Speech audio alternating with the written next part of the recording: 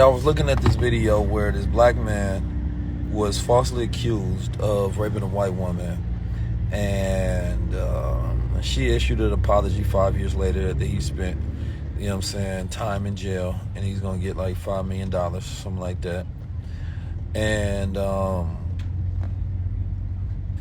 I was thinking about it because the way that they found out about it was, they said that the way they found out about it was a director was going to shoot a movie about it. And what he did was he started reading the transcript from the trials, right? And he was like, these transcripts from the trials don't match up with the book that she wrote about it. And he was like, anybody that read these transcripts can tell something was off. And so that's what prompted an investigation, and then they found out that it was wrong. Lovely Bones.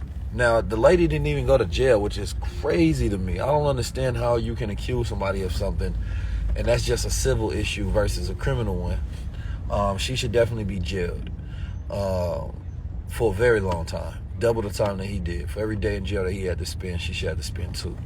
Right? So, anyway, it had me thinking about AI. I'm like, what they say, like 1 out of every 10 people on death row, is like innocent. Some crazy statistic like that. But it was like, if you take all of those cases and you have a specific AI bot that's literally just about finding inconsistencies within cases, and you scan all of the court documents, that AI should then have a process of finding people that were wrongly convicted. A little justice bot. So I feel like you can do that with cold cases, murders that weren't solved, but you can also do that with, wrongfully convicted cases, which is more even important to me. So I would take all of those case files, all of those court documents, upload those, all of those into files, and then have the AI then break it down on cases that probably had prejudice, bias, inconsistencies, evidence that didn't line up, something that didn't make sense, because you would have to weed out where racism, race comes into play, poverty, a lack of having proper, representation, so many different things. So I and this is where I get become a tech optimist, to where it's like, you can wait for a human being to do all of that work and may never get to it. People are rotting and dying today.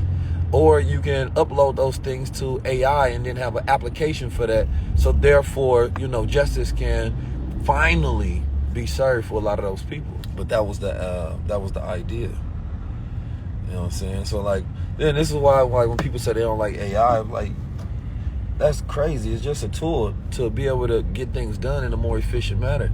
It's like, think about good things that human beings do, and think about how to double those things, and have an AI do it.